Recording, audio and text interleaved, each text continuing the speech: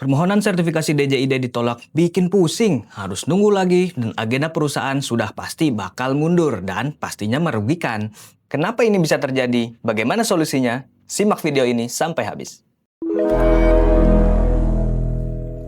Seperti sudah sering dijelaskan bahwa Indonesia Type Approval atau sertifikasi DJID ini pada intinya adalah Bapak Ibu perlu mensubmit berbagai dokumen persyaratan dari produk telekomunikasi yang Bapak Ibu mau sertifikasi. Sementara sertifikasi DJID sendiri tujuannya untuk memastikan produk telekomunikasi Bapak Ibu itu aman digunakan serta tidak mengganggu produk lain ketika fitur telekomunikasinya aktif. Seluruh dokumen persyaratan tersebut disubmit di akun e-sertifikasi DJID punya perusahaan Bapak Ibu yang terhubung dengan akun OSS perusahaan. Nah, setelah semuanya disubmit, maka dokumen-dokumen tersebut akan diperiksa oleh DJID selaku regulator sekaligus verifikator proses sertifikasi ini dan dilihat apakah sudah memenuhi persyaratan yang ditentukan atau belum. Kalau semua persyaratannya dinyatakan lengkap, otomatis DJID akan meneruskan proses sertifikasi ini dan nantinya sertifikat DJID Bapak Ibu itu bisa terbit. Masalahnya, setiap produk telekomunikasi serta posisi pemohon sertifikasi itu memiliki dokumen spesifik yang harus dilengkapi dalam persyaratan tersebut.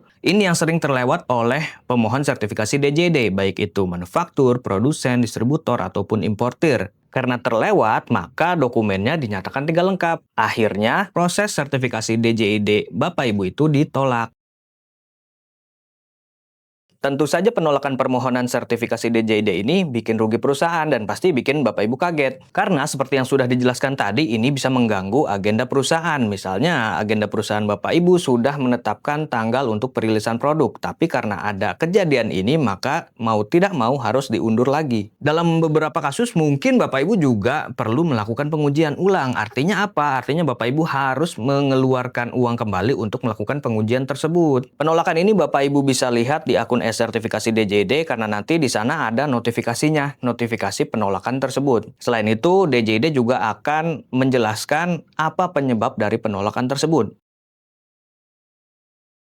Berdasarkan pengalaman kami di Multi Indonesia sebagai penyedia jasa sertifikasi DJID, ada beberapa penyebab mengapa permohonan sertifikasi DJID itu bisa ditolak. Yang pertama adalah laporan hasil uji dari hasil pengujian produk telekomunikasi Bapak Ibu itu masih belum memenuhi persyaratan parameter ataupun tidak sesuai dengan standar teknis yang berlaku. Misalnya, produk telekomunikasi Bapak Ibu itu memiliki fitur Bluetooth, maka pengujian produknya harus mengacu pada standar teknis Keputusan Menteri Kominfo nomor 240 tahun 2024 tentang standar teknis short range device. Karena produk-produk telekomunikasi yang memiliki fitur Bluetooth itu bisa dikategorikan sebagai short range device. Nah, dalam standar teknis ini ada banyak parameter yang dipersyaratkan. Penolakan sertifikasi DJID itu bisa terjadi karena mungkin ada parameter yang belum diuji atau yang tidak memenuhi persyaratan. Bagaimana cara mencegahnya? Otomatis Bapak Ibu harus mengetahui terlebih dahulu produk telekomunikasi Bapak Ibu itu seperti apa. Kemudian Bapak Ibu juga harus mengetahui pengujian produknya nantinya akan menggunakan standar teknis yang mana. Nah, jika Bapak Ibu menggunakan jasa sertifikasi DJID dari Multi Indonesia,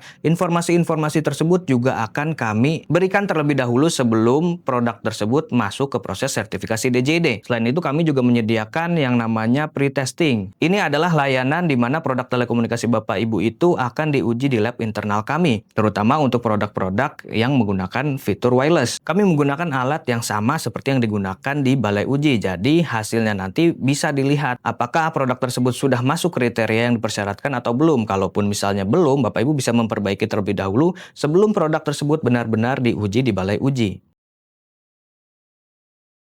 Alasan yang kedua adalah dokumen teknis yang belum lengkap. Ini seperti yang tadi sudah dijelaskan bahwa setiap produk telekomunikasi ataupun posisi pemohon sertifikasi mungkin butuh dokumen spesifik. Jika itu tidak dipenuhi, ya otomatis permohonan sertifikasi DJID Bapak Ibu itu bisa ditolak. Contoh kasusnya ada banyak, misalnya seperti yang pernah kami tangani adalah permohonan sertifikasi DJID klien itu ditolak karena tidak ada tanda tangan digital di laporan hasil uji. Kelihatannya sepele, tapi memang itu dibutuhkan dan itu dipersyaratkan, jadi harus dipenuhi. Lalu bagaimana cara mencegahnya? Sudah pasti Bapak Ibu harus teliti dan memastikan semua dokumen persyaratan yang dibutuhkan itu sudah disubmit.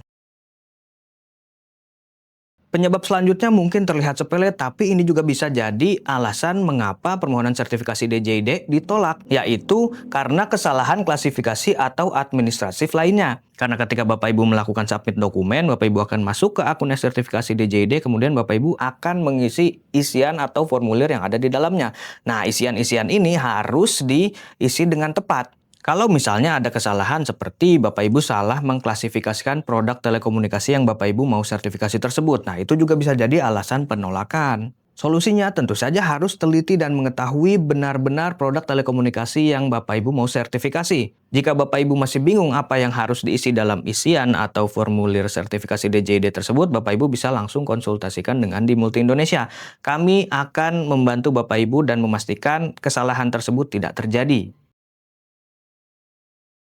Penyebab selanjutnya dan mungkin ini yang paling sering terjadi adalah adanya perubahan regulasi sementara Bapak Ibu tidak mengetahui hal tersebut. Misalnya produk Bapak Ibu adalah produk yang menggunakan Bluetooth. Seperti yang tadi dijelaskan bahwa produk dengan Bluetooth itu diuji menggunakan acuan standar teknis Kemenkominfo nomor 260 tahun 2024 tentang standar teknis SRD. Tapi ternyata ketika proses sertifikasi DJID Bapak itu berlangsung terjadi perubahan regulasi. Otomatis, acuan standar teknis yang lama tidak berlaku. Alhasil LHU dari pengujian produk tersebut tidak dapat digunakan sebagai persyaratan dokumen. Jadinya Bapak Ibu harus melakukan pengujian ulang dengan regulasi standar teknis yang baru. Namun sebagai catatan, biasanya DJID mengeluarkan regulasi yang baru itu dengan ketentuan regulasi tersebut kapan berlakunya. Kalau misalnya masa berlakunya memang sangat mepet dengan proses sertifikasi DJID Bapak Ibu, ya bisa jadi penolakan sertifikasi DJID itu terjadi. Tapi kalau misalnya masa berlakunya ternyata masih cukup lama, ya proses sertifikasi DJID Bapak Ibu itu bisa terus dilakukan. Cara mencegahnya tentu saja Bapak Ibu harus selalu update dengan regulasi yang berlaku dalam proses sertifikasi DJID. Untuk update tentang regulasi sertifikasi DJID, Bapak Ibu bisa menonton video-video yang ada di channel kami, atau Bapak Ibu juga bisa melihat website-website di Dimulti Indonesia untuk update tersebut. Karena di sini kami akan membahas berbagai hal tentang sertifikasi DJID termasuk update regulasi yang dibutuhkan oleh pemohon sertifikasi DJID.